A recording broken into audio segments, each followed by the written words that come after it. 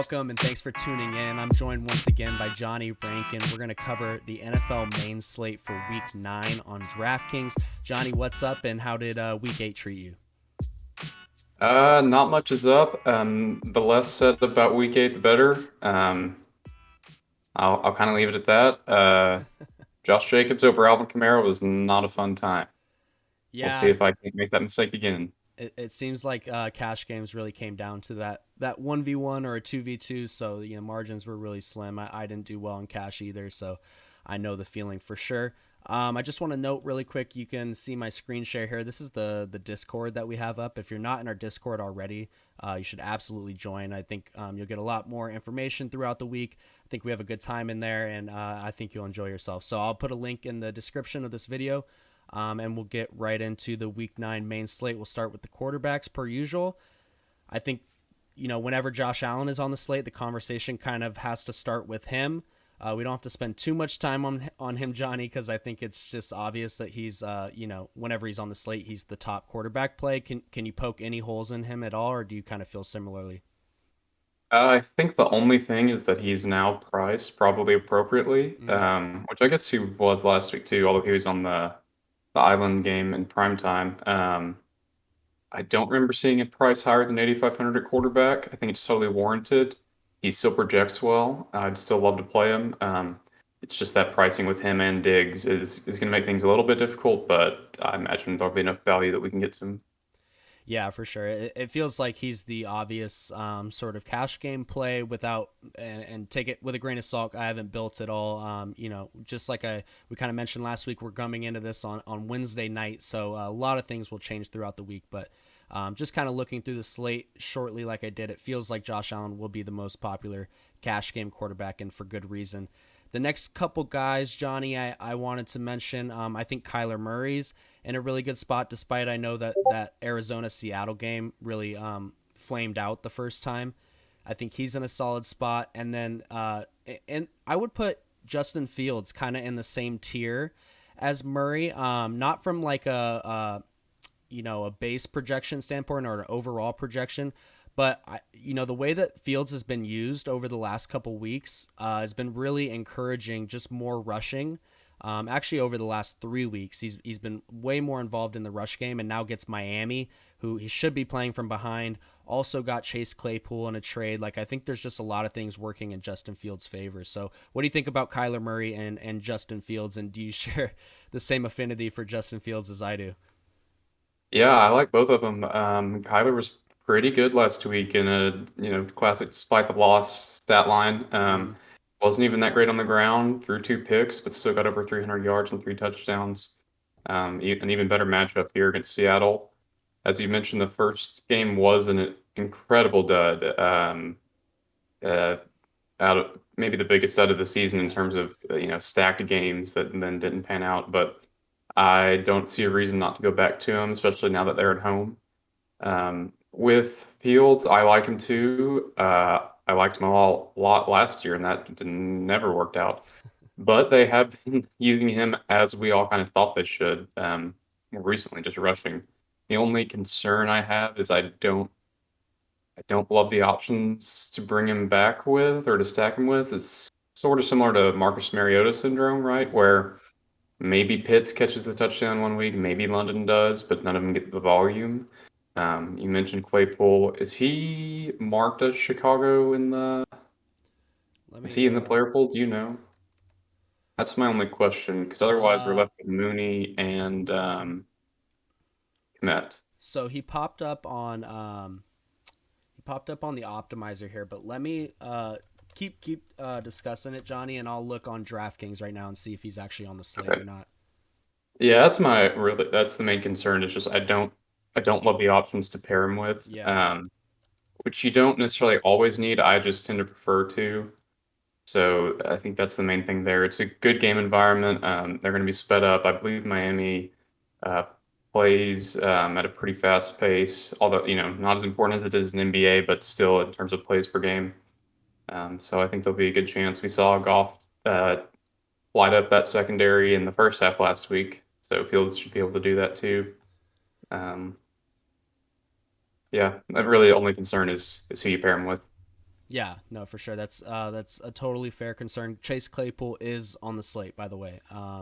I just closed out of the thing. I should have memorized this price. I want to say it was 4,800, but don't quote. I guess I could just look it up right here. Yeah, 4,800.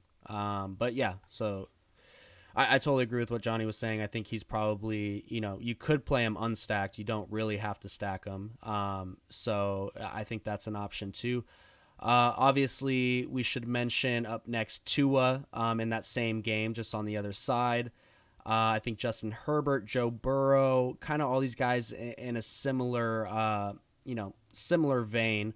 Even though it looks like Herbert and Burrow projecting a little bit better, I expect this to kind of even out a little bit. Between those three guys, Johnny, does one stand out above the rest? Herbert, Tua, or Burrow?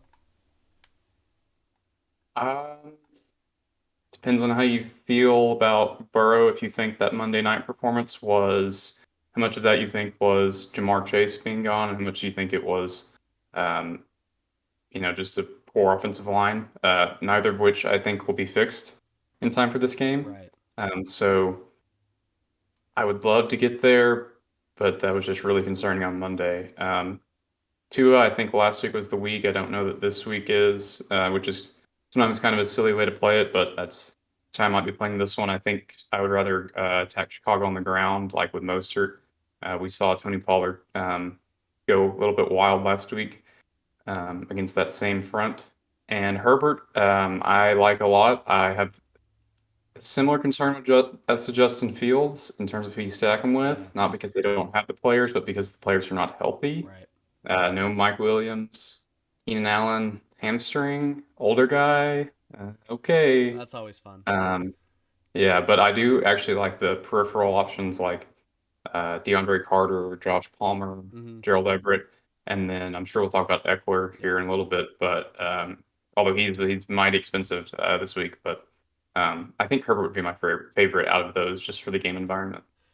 Yeah, I couldn't agree more. I think I might be a little bit higher on Tua than you are. Just at least this early in the week. Obviously things will change, but I do like Tua. I mean, I just like the way that offense is working. We saw how many points um, Dallas put up against Chicago last week, and I think you can make the case that Miami's a lot more explosive offense. Maybe not a lot more, but a more explosive I would say a offense. lot more, yeah, Yeah. especially in the passing game. Yeah, they play a lot faster and stuff. So yeah, maybe you could say a lot more. But yeah, I think all of those guys are solid. I'm hoping for Herbert's sake that Keenan does play, but for the peripheral guys that you mentioned, I hope that Keenan doesn't play. So it's kind of one of those situations. If Keenan does play, I'll feel better about Herbert. If Keenan doesn't play, I'll feel better about Palmer, Everett, Carter, like you mentioned, and obviously Eckler is good either way. But he would obviously benefit from Keenan being out as well. The last couple guys I'll mention here, Johnny, Geno Smith, Aaron Rodgers, Carr, Mariota, Lawrence. I know I'm like I'm cringing just like saying those names, but are any of those guys at least tournament considerations for you this early in the week? Yeah, I think Mariota definitely is a similar vein as Justin Fields. Hasn't quite had that ceiling game yet, although I guess he's had similar numbers to Fields. Mariota's price actually dropped despite putting up a pretty good score last week. It's kind of surprising. Good game environment, as I mentioned, playing in the dome against the Chargers. Um, Not in love with Carr, not really in love with Geno. I kind of think the 300 plus yard weeks are maybe a little bit behind him. Not that he can't do it, but that I think it's maybe less likely than it was earlier in the season. Now that they've got the running game really going with Kenneth Walker. Um, Rodgers, I want to like. I'm sure you would like to like him too as a Packers fan. Mm-hmm. That's the game that I'm really having trouble with because you want to attack the Detroit defense. No one on Green Bay has been consistent this year, and so I don't really know where to go. Um, Rodgers could throw 3 touchdowns, 2 of them to Aaron Jones. Those could just as easily be run in by Jones or Dillon. So that's kind of where I'm tempted to go if the ownership is right. Um, but I just don't know how to feel about it yet. Yeah, for sure. I mean, it sets up really well on paper, but the Packers have also, been set up on paper several times this year and failed miserably to you could make the case that Detroit is arguably the best matchup in the league for opposing offenses because their offense plays fast. Their defense is terrible. It's also they're playing in Detroit, so it's in a dome. It all sets up really well, but we've seen this story before, so yeah, of course it's really hard to trust Rodgers. I think if there was a game where he's going to have 3-4 touchdowns, it's this one, especially when in Detroit rather than Green Bay where they're in the dome. So I think Rodgers is interesting. And yeah, just like you mentioned, I think Mariota too. You touched on him. It was encouraging to see his pass attempts up last week. Now that game was wild. I don't know if you saw the Panthers Falcons game or if the I viewers saw did. the final play, yeah, I'm Yeah, sure. it got really really sped up at the end, and then obviously went into overtime. So I think that these numbers are quite inflated to where the game was gonna end up. But this could be a similar situation if Chargers can jump out to a lead and Mariota kind of playing from behind. They're kind of forced into more passing. So we'll see. We'll Yeah. see. I would say that a wild sped up game at the end that goes into overtime sounds exactly like a Chargers game. That's very true. So, Very true. All we're missing is Philip Rivers. Justin Herbert is that way in his own right, though. mm, So that's a great point. All right, let's move over to running backs. And we kind of touched on him with the Chargers news, but Austin Eckler, I don't think we have to spend too much time on him. I mean, if Keenan Allen is out, he's 8,800. He's really expensive, but man, he's just got such a safe floor with the receiving. He's actually not been playing as many snaps this year as he has in previous years. Snap share was actually up last week quite a bit.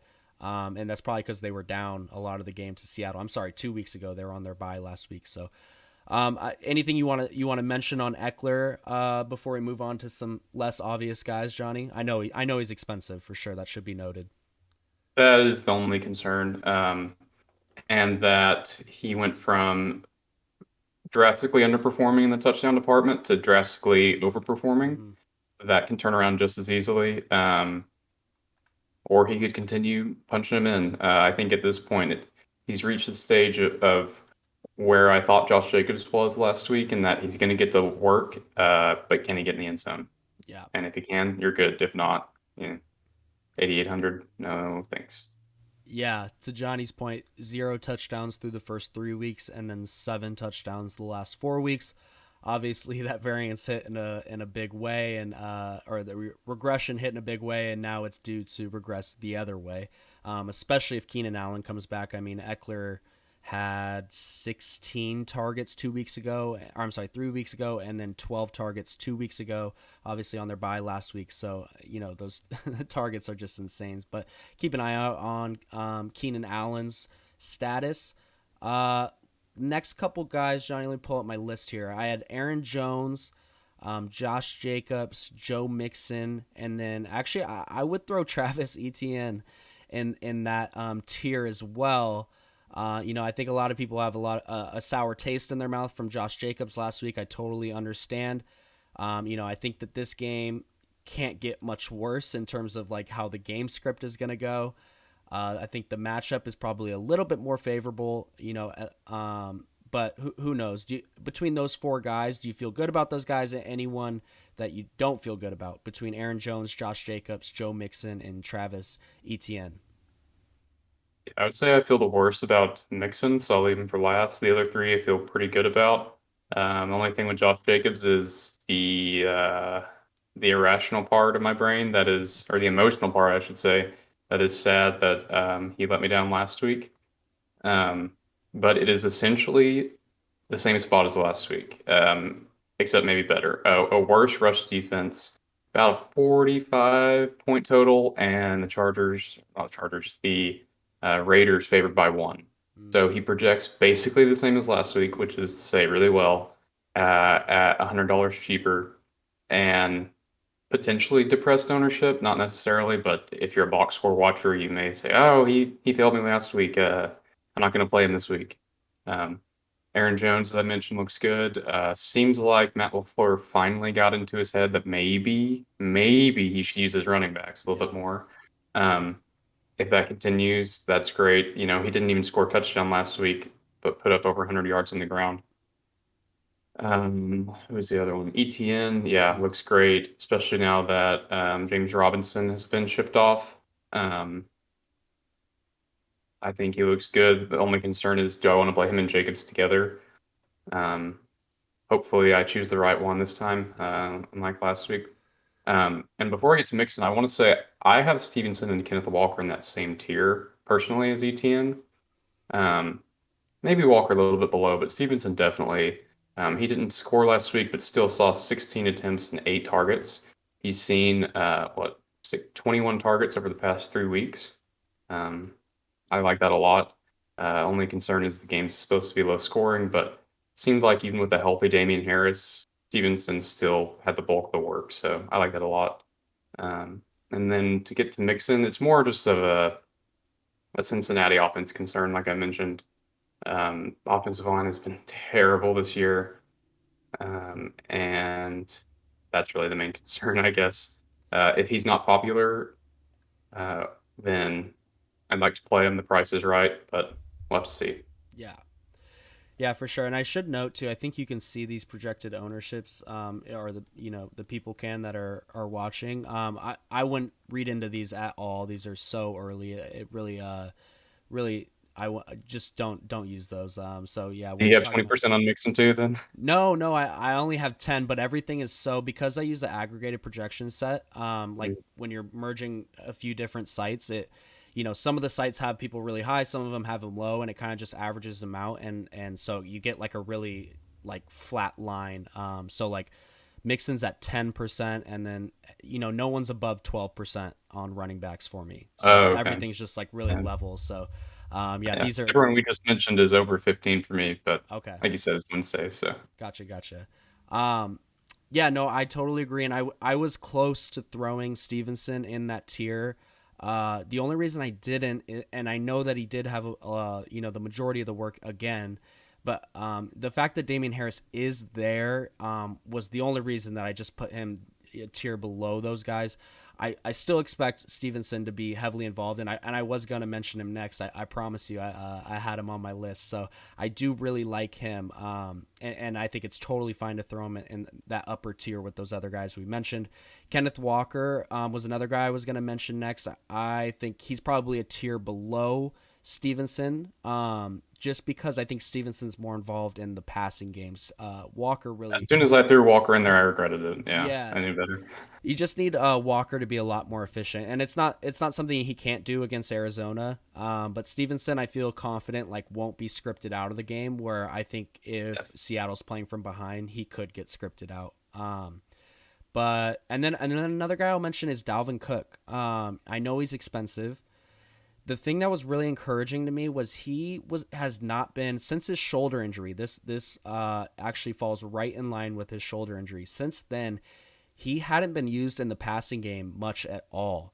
And then coming off the bye, he got 6 targets, which was right in line with his first 2 games before he had the shoulder injury. So you can see I have it up on the screen right here: 6 and 5 targets in the first 2 weeks, and then after the shoulder injury, 0 targets, 2 targets, 2 targets, 1 target, and then off the bye, 6 targets, and also got 20 attempts last week. So I know he's expensive. He's 7,800. I cannot imagine he's going to come with any ownership. I think that early on in the week that he makes for a really interesting tournament option.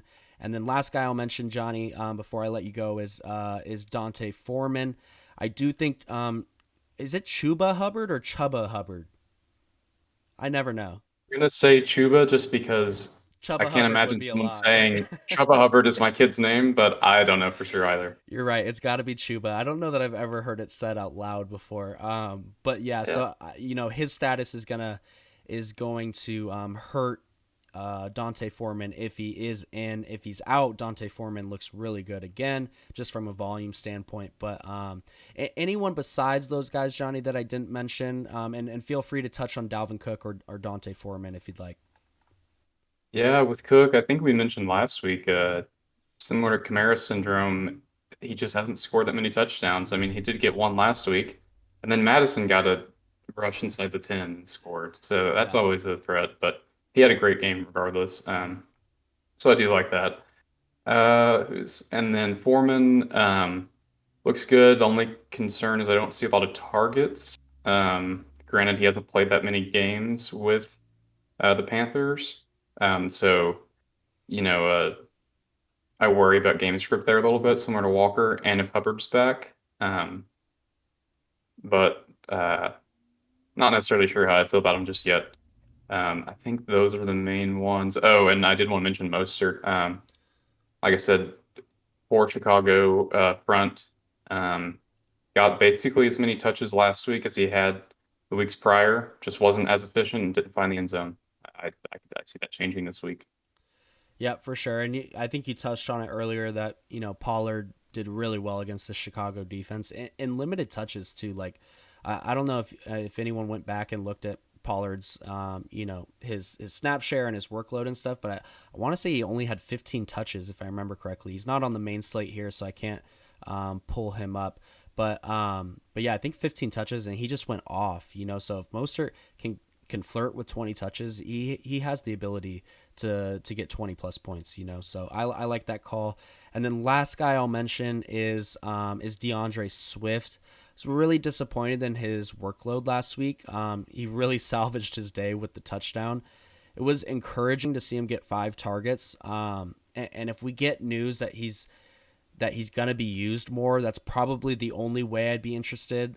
He's a little bit risky if we don't get that news. So this is something to just keep an eye on. As of right now, I'm hesitant, but I do think he was worth mentioning. Are you good, Johnny? You want to mention anyone else, or you want to move on to wide receiver? Yeah, real quick, if you want to go dumpster diving, I've got a couple options for Yeah, you. let's hear it. Michael Carter against Buffalo, Okay. 7 targets last week with Zach Wilson. I thought only Joe Flacco targeted running backs, but I think that's more of a very large field play, but one that I'm vaguely interested in. Um, Take your pick if you're feeling lucky between the Atlanta running backs. Mm-hmm. One week, Algier will get 15 carries. The next week, it'll be Caleb Huntley, although they each had over 15 last week. So it just maybe depends on who's more consistent I think in Patterson that given is going to game. come But back this week too, Johnny. oh, you So think he's going to play? I I saw he was activated from IR, but I didn't know if he'd play this week. we'll see. Yeah, I truthfully don't know. It's too early in the week, but it's I really don't know. I shouldn't even speak on it. But if he's back, I think that just muddies things up too much. But totally agree. If he's out, then Yeah, no, those yeah, guys are good call. That interesting. that I hadn't even thought about that. Yeah, only if he's out. But oh, and then similar but higher price guessing game, Khalil Herbert and David Montgomery. It seems a little bit like Tony Pollard's Zeke Elliott syndrome. Khalil Herbert's clearly better, but they keep giving Montgomery the ball. And then if you want to get off of Aaron Jones, maybe AJ Dillon will punch in those touchdowns and just enrage every Aaron Jones owner. We'll see. I am starting AJ Dillon in a season long Ooh. due to some buys, so I might be a little bit biased there, but we'll see. May just be hoping to wish that into existence. Yeah, yeah, for sure. Those are for you. I think you'd probably agree. Those are like large field tournament plays, Johnny. Oh, yeah, for sure. Yeah. All right, let's move on to wide receiver here. We always got to start at the top. I think I'll just mention these guys: Cooper Cup and Justin Jefferson. Always need to be mentioned, and their prices have come down. Maybe not Jefferson, but Cooper Cup is below 9K for the first time that I can remember in a little while. But then I think that Tyreek Hill and Stephon Diggs are probably just at least in the same tier, and just due to pricing, I think that those guys will be more popular. These top four guys, Johnny, I know it's impossible to separate. Do you like all these guys? Is there anyone that stands out above the rest? They all look about the same, Yeah. to be honest. Hupp, depends on how you feel about his ankle, depends on how the field feels about his ankle. Is the only call out there. Tyreek Hill has scored a grand total of, what, 2 touchdowns this season, despite uh, a massive number of attempts and something like 120 or 130 average yards per game. Um, so if he gets in the end zone, you're going to hope you had him. That's pretty much it. I haven't managed to catch a Jefferson blow-up game. He's also only got 2 touchdowns on the year, man. Yeah, I can't even talk myself into one of them over the other right now. They all look great. Right, yeah, it's grasping at straws to separate these guys, and you're right. Tyreek Hill 2 touchdowns, and they both came in the same game. So he's only scored in one game this year. It just feels like that. He's already had explosion games, but once you're gonna get the touchdowns, it's. I mean, it wouldn't be crazy for him to have like a 50-point week, which I know sounds insane, but if he puts up 2 touchdowns on top of the production he's already been getting, that's within the realm of possibilities. The guy that I did think you could probably throw in that tier is DeAndre Hopkins, who has been had insane volume his first 2 weeks, 14 targets and 13 targets in his first 2 games back. Put up 30, almost 37 DraftKings points last week. So I definitely think you can mention him with those top tier guys. Do you like DeAndre Hopkins, Johnny? I know it's in this high total game that dudded out the first time, but would you throw him with the top end options? Absolutely. I missed the train last week when he was chalk. I didn't blame that much and greatly regretted it, amongst other things. But I'll go back to it this week. I do expect the game to reach its potential this time. Yeah, for sure. I think it's better too that it's being played in Arizona. Inside Seattle kind of has the 12th man. They have a solid home field advantage too. So I think there's multiple reasons why this spot is a little bit better than the first matchup between these teams. Let's talk about who do I have next on my list here. I think Jalen Waddle, T. Higgins, Amon-Ra St. Brown, and then maybe you could throw the Seattle guys in there depending on health, and then Chris Godwin. Those were kind of the guys that stood out as the next tier to me. And then obviously we touched on Keenan Allen. It's just hard to have an opinion on him right now. I probably wouldn't play him either way, but his status affects the rest of the offense. Any one of those guys, Johnny, that you like above the rest, or feel free to touch on whoever you'd like. Yeah, you mentioned all the right guys, I think. Waddle's getting up there to where he's a little bit too expensive for my tastes. Rather get 500 more and go to Hopkins, to be honest. Mm-hmm. Higgins, again, just depends on how you feel about that offense now without Chase. We did expect to see a target bump, but teams can also focus on Higgins now, instead of having to focus on Chase and Higgins. So not sure how I feel about that. I like Amon-Ra a lot. Before he got hurt, he was in the 7K range, and rightfully so. Last week he saw 10 targets again. Didn't do much with them, but they're now down a tight end. So one less receiving option. In a game they're projected to be behind and in a dome as well. Like you mentioned, I don't expect I would play Keenan Allen even if he's healthy. I don't trust the hamstring. Um, DK Metcalf, I thought wasn't going to play and then played really well. Mm-hmm. That was weird. Um, so that looks good. I probably like Godwin the most after Amon-Ra just because he's seeing the targets but hasn't gotten in the end zone. And he's the cheapest of the bunch. So I like that a lot. Yeah, Godwin's been like incredibly consistent, and just hasn't had the explosion game. But with this volume he's getting, it's really only a matter of time, to be honest with you. Double digit targets in 4 of the last 5 weeks, but hasn't gone above 100 yards, hasn't had a touchdown like Johnny mentioned. So it's only a matter of time. This dude's really talented. It's not the best matchup, not the best game environment versus the Rams, but I also think you could get into a case where Evans on the outside is having a tough time with the corners, and Godwin just gets peppered with targets in the slot. So I really like that call with Godwin. Um, let me. I think that was like the extent of it. We mentioned Josh Palmer and DeAndre Carter. Those guys would obviously get a big boost if Keenan Allen was out. I think that they're worth mentioning. But outside of them, Johnny, I really don't have a ton of guys, especially on the cheaper end, that I found interesting, at least for like cash games and single entry stuff.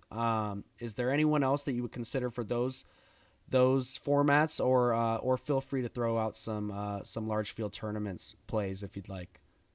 Yeah, so if you want to go down just a few more dollars than that range we were talking about, DJ Moore and Terry McLaurin have both benefited from a change in quarterback, seeing a lot more targets.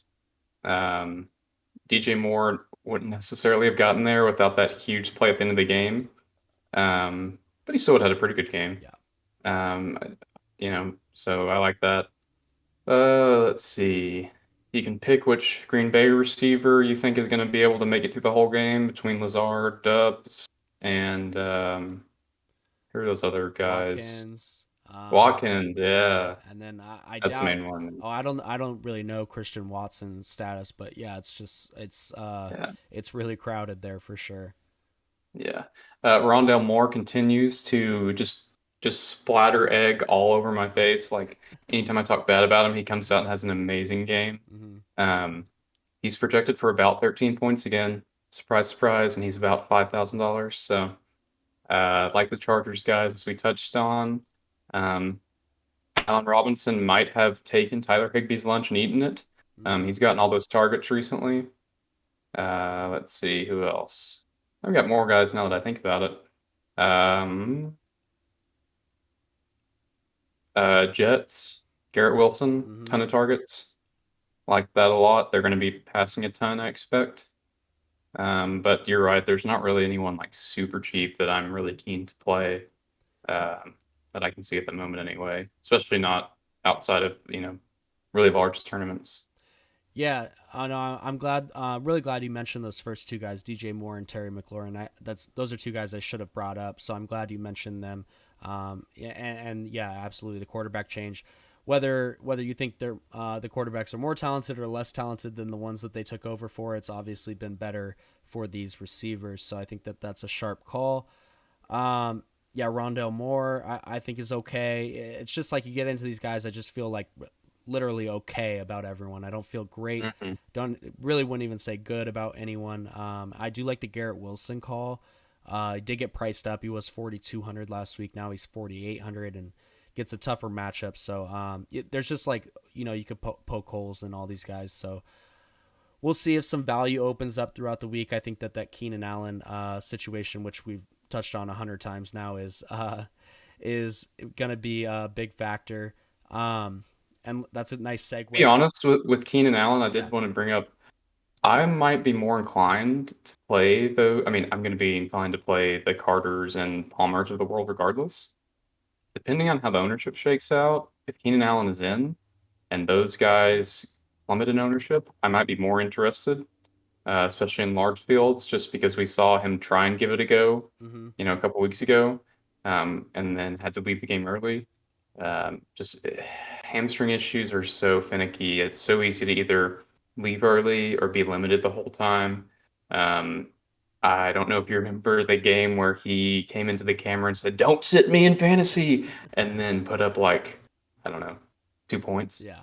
Um, Yeah. so I kind of want to take shots on those guys, even if Allen's in, I think.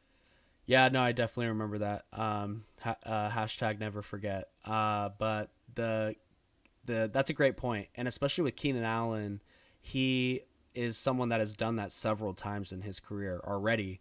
So yeah, I think that was worth mentioning for sure. Can get lower ownership on those guys if Keenan Allen does play. And let's just segue. Let's get all our Chargers talk out of the way here up top. Gerald Everett, I think, obviously would benefit if Keenan Allen doesn't play, but just like Johnny said, even if he does play, you could get less ownership on these guys, and maybe Keenan Allen doesn't play or leaves the game early, whatever the case may be. As far as the top end, Ertz feels really pricey to me at 5,100 now with Hopkins there and Rondell Moore that we mentioned. I feel like Ertz is kind of playing third fiddle and when the first fiddle is DeAndre Hopkins and he's getting the target share that he's getting, there's not a whole lot of other fiddles to go around, so to speak. So, but yeah, I think that Everett, Kyle Pitts are interesting. Kind of goes along with Mariota with Pitts. It's just like, is the volume there? Are they passing? Because obviously we know Pitts is talented. It's just they don't throw the ball all the time. So I think those guys are interesting. And then this next cluster of guys, Johnny, like Robert Tanyan, Tyler Higbee, Hayden Hurst, Evan Ingram, and then we don't know Darren Waller's status yet. I think he practiced in limited fashion today. But if he were to Another miss, hamstring though. yep, exactly, exactly. So if he were to miss again, Foster Moreau would be in play. But yeah, how about those guys, Johnny? Are you trusting the Pitts usage or Atlanta to throw the ball first and foremost, and then and then feel free to give an opinion on those other kind of cheaper guys. No, I don't trust the Pitts usage at all. However, there aren't that many great options, and he seems to turn what he gets into points. He's got a couple touchdowns in the past few weeks. Higby, this is his first time below 4K since week one. That has come with a large decline in targets, I think, in part due to them using him more blocking, because their offensive line is in about the same state as Cincinnati's. Mm, Um, if he can get back to those 10 targets, he basically looks like Chris Godwin except a tight end. yeah. Uh, 10 targets a game, under 100 yards, no touchdowns. Give me a touchdown and you're good. Penyon, more touchdown dependent. He's only got one this year. He's got a fantastic matchup. Um, let's see. That's honestly about it. I like the call out on Ertz in terms of not liking him. I don't. I meant to bring it up last week, but he averaged about 4.5 targets on the Cardinals with Hopkins in the game. He now has 4.5 targets over the past 2 weeks and was saved by a touchdown last week. So I probably won't be going there. Even if Waller's in, I don't like the hamstring. I don't like how poor he's been this year. So it looks like I've got a player pool of about 4 or 5 tight ends. You go to Noah Fant. I said that last week. He got 2 targets. Yay. And then in my projections, Brock Wright is the next in line tight end for Detroit. Mm-hmm. I now click on his name and see he has a concussion. And so I'm going to take that back as soon as I said that.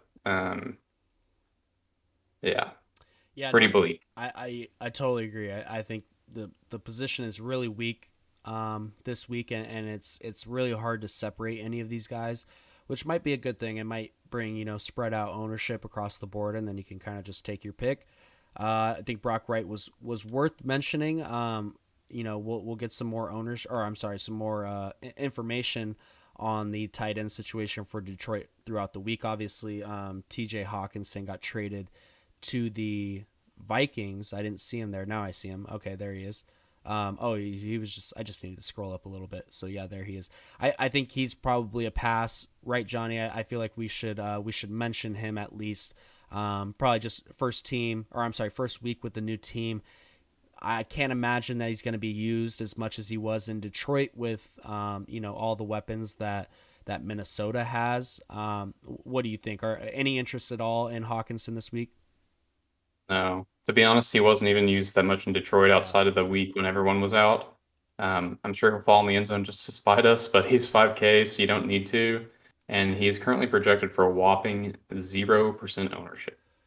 Yeah, I can't imagine very many people are going to play him. So I mean, if you have a good feeling about it, that's all you. But I don't think I'll be going there.